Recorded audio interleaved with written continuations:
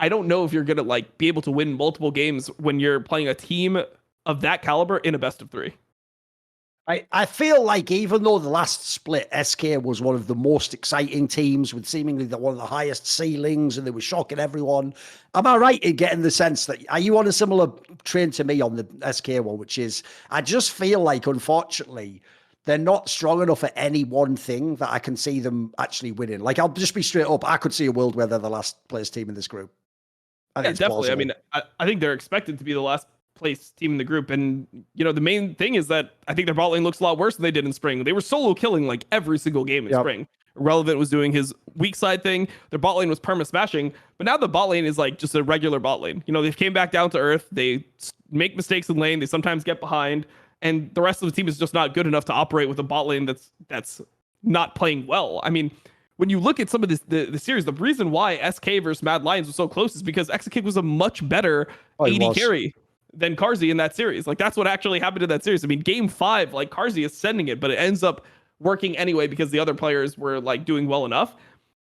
It just doesn't feel like SK still have that same like Exekick as they did in winter. It just feels like there's something missing. There's just like, it's like they're playing freer in a way. If you look at SK's bot lane, it's like they're trying to play like to get more of an advantage as compared to before, where they were extremely stable in their approach. And as the game would go on, they would just try to make sure that they're doing the right thing at all points, and they wouldn't get super far behind. So when they'd get into team fights, like even if they're down gold elsewhere on the map, they could still execute the identity of their team comp. But now it feels like there's not much to play around because Irrelevant is not a carry top player, even though he keeps on trying to play Jax, and he's supposed to be really good Jax in scrims.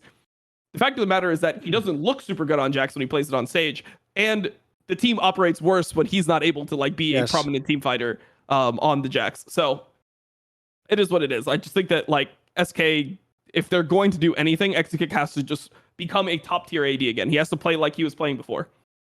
By the way, that's even a point we can maybe talk, because it's more of an abstract point I will ask you something about, which is I also feel like that's an area of the game that gets really misunderstood. If people don't know, the concept of people on shores using the terminology weak side wasn't around for years and years in League of Legends. Like, obviously the concept was sort of understood, but that came around, I would say, essentially after like the Samsung era where people split the map, etc. That started to come around, I would say, maybe like 2015, 2016, 2017 sort of eras when people started spamming that. The reason why, to me, that terminology was so key to introduce to League, Dom, is because people before just went based on the champion you picked. Whereas, like, what you're talking about here, I agree. Even if Irrelevant is supposed to be some good Jax player, even if he picks it, they're not going to play it like you would if Photon was on Jax and you play through him and play around. Like, essentially, he's just going to be playing a carry champion, but on the other side, he'll still be weak side. He'll just be at the top of the map, 1v1, potentially, if there's no jungle interaction. Like, I think that's part that people in the modern day lose track of, because if people don't know, they're definitely, like, LPL does this all the time. They'll be the player on top side is definitely playing the weak side of the map, but he'll be playing like a carry champ. It's just he's already playing it to get solo kills or up and see. He's not, they're not going to ever like pilot him like a Fiora around the whole map and win the whole game off it. Like, I do think there's a distinction there, because a lot, like in the current meta, there's lots of times you don't have to pick the fucking tank, but there's a big difference between actually being a fucking strong side top laner. So no one should ever get that status just because you put the odd fucking pick in. Like, you get that status if you actually can be played through with your team and win games off it, like, reliably, for me. Yeah. And there's not many teams like that in LEC, mate. There's very, very few.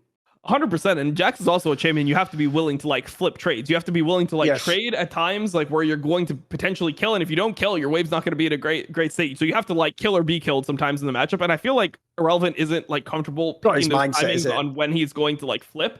It seems like he's better at making the best decision possible with the information available. So if he knows that this guy is roaming top or the jungler is going to dive him on a certain wave, he knows whether I should I suicide to make sure that I like keep this wave off my turret so I don't get too far in behind in CS. Should I back off completely? Should I teleport back to the turret? All those types of decisions in mid game, the way he plays, and he's able to just always like have his TP up at the right spot, avoid when they try to kill him on side lane. All these types of things are what he does really well, and that doesn't really apply to like Jax. A lot of Jax, like when you look at Photon's Jax, for example, the game that he played on it, he's just fucking going in perma. Yeah, he's just running at the other guy and trying to. It's a true LPL top laner. I loved it. It was great. Yeah.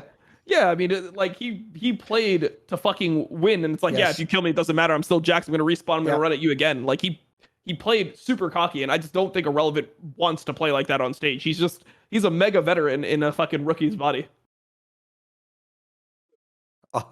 Obviously, that could be a really fucked up search on Pornhub. Okay. Veteran, rookie's body, you figure it out. You think. See more cool, funny, interesting clips based on topics from my content? Well, subscribe to this channel then, or, be a pleb and don't.